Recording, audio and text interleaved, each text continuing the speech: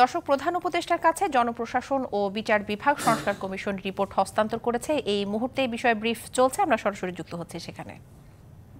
352 পাতার পৃষ্ঠার একটা বড় রিপোর্ট, এবং এটার পুরোটা ইমপ্লিমেন্টেশন করতে হলে কিছু কিছু ক্ষেত্রে আপনার কনস্টিটিউশনাল অ্যামেন্ডমেন্টও লাগবে।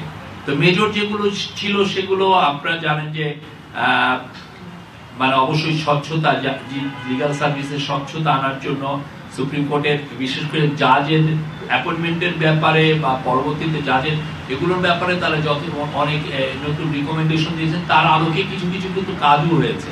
আপনারা দেখেছেন যে জাজ অ্যাপয়েন্টমেন্টের ব্যাপারে আমরা নতুন নীতিমালা এসছে।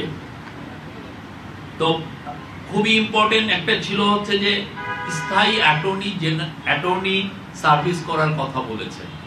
এটা ওনারা তো এটা বলছেন, আপনারা জানেন যে আমাদের যারা ওয়েস্টার্ন, যারা আমাদের বন্ধু দেশ এবং অনেক দেশে এই স্থায়ী অ্যাটর্নি সার্ভিস আছে। বাংলাদেশে যে অ্যাটর্নি সার্ভিস আপনারা জানেন যে পাবলিক প্রসিকিউটর, যেটা সারা বাংলাদেশে পাবলিক প্রসিকিউটররা থাকেন, প্রায় 4000 গভর্নমেন্ট অ্যাপয়েন্ট করে।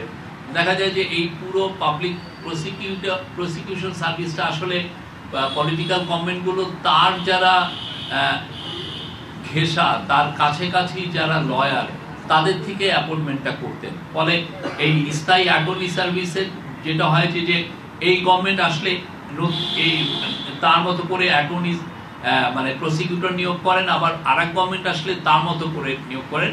তো এই প্রথাটাকে বাদ দিয়ে যেটা বলা হচ্ছে যে এটা একটা স্থায়ী একটা অ্যাটর্নি সার্ভিস, মানে জাস্ট লাইক বিসিএস এর যেরকম রিক্রুটমেন্ট হয় সেভাবে হবে।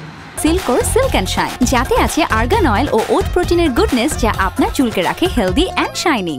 এবং কেননা এটা দেখা যাচ্ছে, এটার একটা মূল কারণ হচ্ছে যে আমাদের যে কেস আপনি কোর্টগুলোতে ফৌজদারি মামলা, তার 40%ই আসলে দেখা যাচ্ছে যে গভর্নমেন্টই ফাইল করে, মানে পুলিশ ফাইল করে, গভর্নমেন্টের তরফ থেকে ফাইল করা হয় এবং গভর্নমেন্ট এই কেসগুলো লড়তে হয়। তো এই লড়ার কারণে এই স্থায়ী অ্যাটর্নি সার্ভিসটা যাতে একটা ভালো হয়, সেই জন্য সবার এটা এই জাস্ট যে জুডিশিয়াল রিফর্ম কমিটির থেকে একটা সাজেশন ছিল।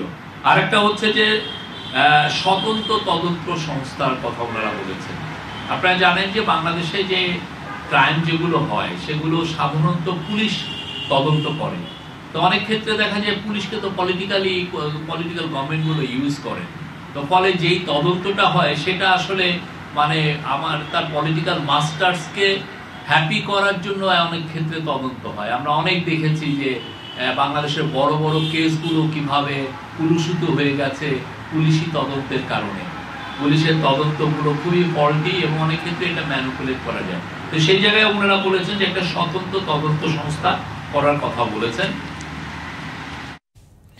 দর্শক, কথা বলছিলেন প্রধান উপদেষ্টার প্রেস সচিব শফিকুল আলম। আমরা সরাসরি যুক্ত ছিলাম সেখানে।